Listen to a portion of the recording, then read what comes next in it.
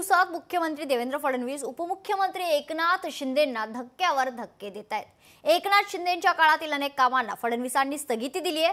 आता त्यातच आरोग्य खात्यातील तब्बल 3200 कोटींची कामं फडणवीसांच्या रडारवर आली आहेत। त्यामुळे तत्कालीन आरोग्यमंत्री तानाजी सावंत यांच्या अडचणीत खरं तर वाढ होण्याची शक्यता आहे। पाहूयात नेमकं काय झालंय।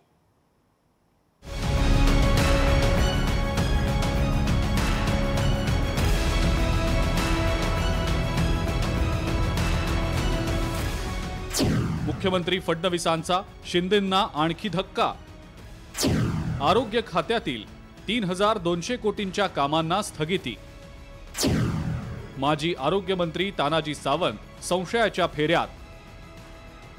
गेल्या काही दिवसात मुख्यमंत्री फडणवीस आणि उपमुख्यमंत्री शिंदे यांच्यात कोल्ड वॉर असल्याच्या चर्चा रंगल्यात। मुख्यमंत्री फडणवीसांनी शिंदे सरकारच्या काळातले अनेक निर्णय रद्द केले, तसंच अनेक प्रकल्पांना स्थगिती दिली। त्यामुळे या चर्चांना आणखी बळच मिळालं।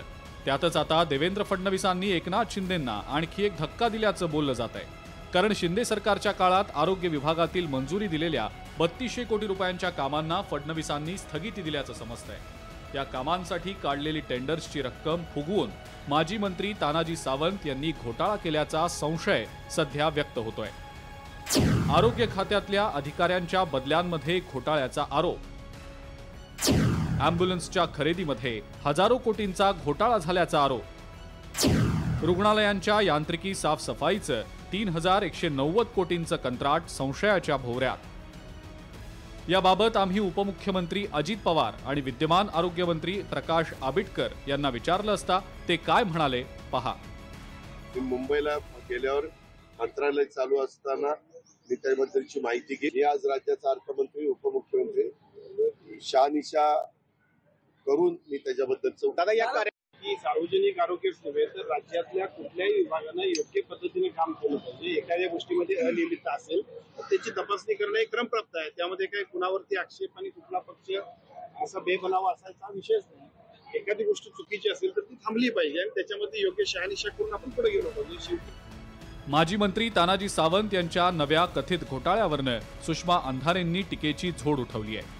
एकनाथ शिंदे यांच्या मंत्र्यांचे नवनवीन घोटाळे समोर येत आहेत, मात्र सरकारचे भक्तुल्ले यावर गपगार पडल्याची टीका सुषमा अंधारेंनी केली आहे। शिंदे साहेबांच्या मंत्रिमंडळातल्या एका मंत्र्यांचे घोटाळे आता बाहेर येत आहेत।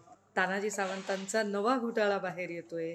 स्वच्छ आणि पारदर्शक कारभाराच्या नावाने रोज ऊर बडवून घेणारे शिंदे फडणवीसांचे भक्तुल्ले मात्र आता गपगार बसतील। फडणवीसांनी शिंदे सरकारच्या काळातल्या अनेक निर्णयांना स्थगिती देण्याचा सपाटा लावलाय। त्यातच आता तत्कालीन आरोग्यमंत्री तानाजी सावंत संशयाच्या भोवऱ्यात आलेत। आधीच मुलाच्या न झालेल्या बँकॉक वारीवरनं तानाजी सावंतांनी पोलीस यंत्रणेचा गैरवापर केल्याचा आरोप होतोय आणि त्यातच आता त्यांच्या कार्यकाळातील कंत्राटं संशयाच्या भोवऱ्यात अडकलेली आहेत। त्यामुळे आरोग्य खात्यातले हे घोटाळे जर सिद्ध झाले तर तानाजी सावंत यांच्या अडचणी वाढण्याची शक्यता जाणकार व्यक्त करतायत। भूषण शिंदे, लोकशाही मराठी, मुंबई।